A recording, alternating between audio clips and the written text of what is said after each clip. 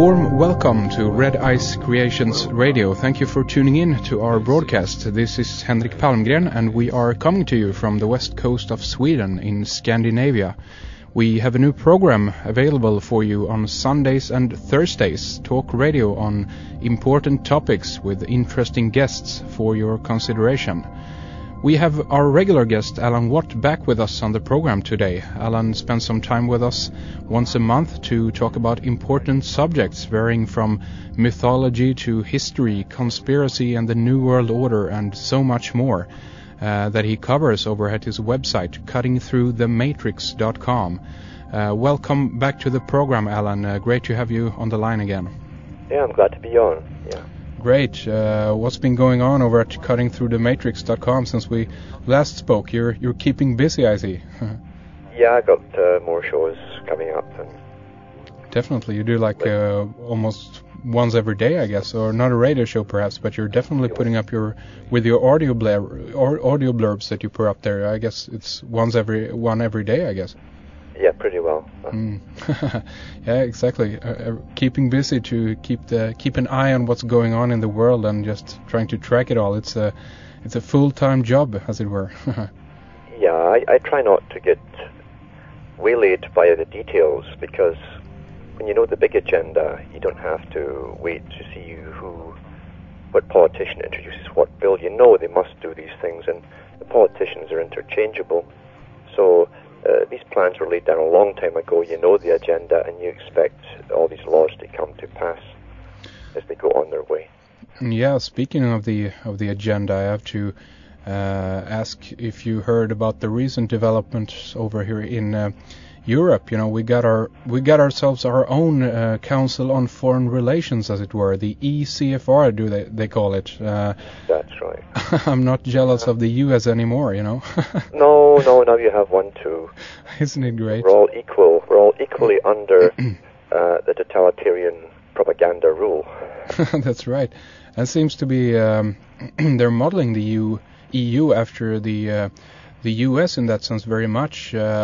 Probably in the future years to come here, they're probably going to bring in a president like they have over in the US to, you know, not watch over it all, but be the puppet, as it were, of it all, you know.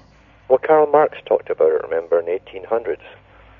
You'd have a united Europe, with the Scandinavian countries included, and you'd have a united Americas, that would be the second one, and then there'd be the Pacific Rim conglomerate as well. 3 massive trading blocks, each with a provincial government. So the national government becomes provincial under a super world government. And, well, here it all is, and voila, it's all coincidence, eh? Exactly. I mean, my mind goes back to basically the Holy Roman Empire. I mean, the EU, when they had this constitution that was signed back in October 2004. This was, of course, subsequently thrown out by the Dutch and the French by votes in 2005. But when they signed this treaty or the constitution, this was basically in front of this colossal statue of Pope the Innocent X. And this reminds me, draws my mind back to the Holy Roman Empire. That's what I see as the model here, basically. Yeah, well, these characters, especially the Council on Foreign Relations, which is just, remember, all non-British Commonwealth countries has a department. They have their own department. They have them, and they're called the Council on Foreign Relations. In Britain, it's called the Royal Institute for International Affairs. Mm-hmm. And that's the parent, that's the big granddaddy that runs all the CFRs, the Council on Foreign Relations groups. Now, they came out of the Rhodes Scholarship Program for World Government based on a British model, the British Empire. And Cecil Rhodes set up the Rhodes Foundation for scholarships who would pick not so much the brightest people, but bright enough, but also who are involved in social issues at university, and they would be promoted for world leadership. And they merged with the Lord Alfred Milner group, the Round Table Society, and they became the nucleus for this world system. They also were the ones who put forward the League of Nations, and then the United Nations. They helped draft up the constitutions for them. So it's the same group, you see, based on free trade, trading regions or blocks under a super world government. This is all their agenda. And you've got to remember that even in Sweden and Norway and Denmark, they've had Rhodes Scholars being sent over for years, trained. And when they come out of the Rhodes Scholarship program at Oxford University, they go back to their own countries. Doors are opened for them, and they shoot to the top. They're not only up in politics, but they're inside the bureaucracies, which are perhaps even more important. So you've had them for years working towards this system. Okay, Oxford University, you say. I've heard that a lot of the professors and so forth on Oxford, I don't know if Cambridge also is involved, are kind of these high-level socialists, are actually referred to as the Fabians. Do you know if this is true? Yeah. What they did was they branched out from the Rhodes and Milner Foundation, the Royal Institute for International Affairs, and they looked at the categories of society from the upper, middle, and lower classes, and they set up a particular society, as subgroups that would lead each section of society. And so for what appeared to be initially for the working people, they gave them the Fabian Society. So they became the top labor leaders, and they also were put in charge of big unions and so on. But in reality, they were all part of the CFR, or Council on Foreign Relations. That's true. Yeah. There we go. And I think Billy Clinton is one of those high-level guys that were, he was a Rhodes Scholar, wasn't he? Yes, he was. So was Pierre Trudeau of Canada, who became Prime Minister. Mm-hmm. And Pierre Trudeau is quite amazing. The man was the head of the Comintern Party, that's the International Communist Party. And he led the delegation from Canada, Young Communists, in 1952. And yet, years later, he ran to become Prime Minister of Canada, and not one single newspaper mentioned that fact, which they all knew. There we go. And he became Prime Minister of Canada. He started the national debt rolling off. He pushed integration, the multicultural idea, and then started the ball rolling into integration for the Summit of the Americas. There we go. Do you know if Rhodes, the scholarship, still is around to this day? Oh yeah, they pick them every year. Really? And still send them. That's the premier foundation for picking and training world leaders, not for countries, but for the world integration. Yeah. Do you know if Blair is involved in this also, Tony? Well, we know that Tony went to Oxford. He was an Oxford man. He was groomed at Oxford, and I'm still waiting now that he's left his main position because the press always afterwards tells you more about the prime ministers and who they really are. Up until now, we don't know who this man is. We know he went to Oxford University. We don't know anything about his lineage, his parentage, or anything else. That's still a big mystery, but one day they'll eventually tell us, and he'll be related to the right people, you'll find. Exactly, definitely. And I guess the other one going in over there right now, Gordon Brown, is just, it's interesting that they always put in, or always, but in most cases, the finance minister that has been under the former president, or prime minister, when he leaves, they get the finance guy up there. That's happened in Sweden many times also. Do you have any idea why that might be a strategy for them?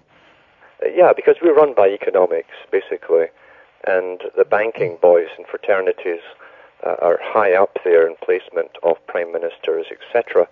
They want someone that knows the con game of banking, which is just a big con game, and compound interest, debt, taxation.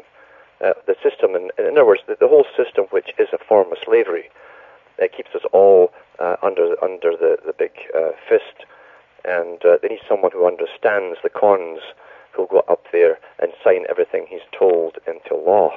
Well, that's right. I don't know if it was the inaugural speech of Gordon Brown, or if it was a speech that he did before he was officially put in as the Prime Minister of Great Britain, but in this speech, I don't think you could squeeze in the words "New World Order" and "New Order" more in a speech to actually make it just contain of those words, Well, there's no doubt. See, we're under a complete, integrated, well-organized, well-connected, interconnected system here of what appears to be different groups, but in reality, it's just a pyramid of groups all taking their orders from the same head. And it's been a push, a dream of theirs, this world utopia for a long, long, long time. A utopia for them, that is, for the elite. Yeah. And they've written about it since the French Revolution fairly openly, that eventually they'd have war after war. And if they could simply speed up the process of creating wars and bringing the synthesis out of them and the treaties that come out of them, which means further integration, bigger empire building, eventually you join all the empires together. It's like a 3 or 4 chessboard games going on at the same time, and eventually those boards get put on the big board and we're all integrated together. This is their strategy. Mm-hmm. This reminds me again, if we go back to the EU, for instance, and we've been talking about this connection with the biblical connection, I guess we could say, because very interesting correlations between, if you look at the EU, the parliament in Strasbourg, the building itself, it is very similar to painting that a guy called Peter Bruegel did back in 1563, and this is kind of a famous image of the Tower of Babel. Mm-hmm, yeah. Have you seen the correlation between the building in Strasbourg and this painting? Have you seen those? Yes, I have. Isn't that amazing?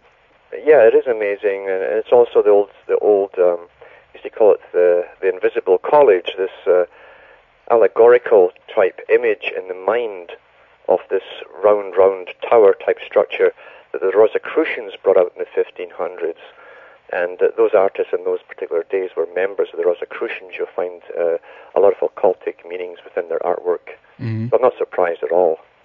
Yeah, because again they had the an ad connected with this image.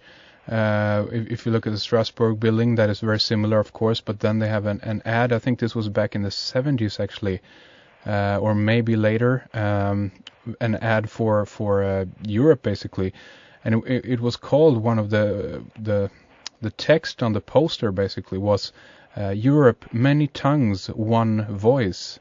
I mean, again, it goes right back to Tower of Babel and the one language that everyone had, at the beginning. Yep. So and in the 1500s, the Rosicrucians, Francis Bacon and John Dee and others, said that they were creating the international language of the future, which would be English, and it is the international business language of the present. Could we connect this with the commandments on the Georgia Guidestones, maybe? Have you heard about this? Oh yeah, that's the same thing. And a Christian Rosenkreuz, which is a Rosencross, or Rosicrucian, that's all it means. And the Rosy Cross has always been a symbol of the higher occult, where those with spirit, mean themselves, in other words, would guide the world into this final utopia that they'd planned, but they also want to kill off, because they do believe in eugenics very, very strongly. They believe in breeding, good breeding, not a new idea. It's been there for centuries and centuries and centuries. In fact, the Old Testament is nothing but begatting and who marries who. It's eugenics. And so eugenics has always been involved with the superior types and the inferior types, according to themselves, and they want to kill off the useless eaters. And that's why we live in an economic system which is theirs, the psychopathic system, and therefore the system that's coming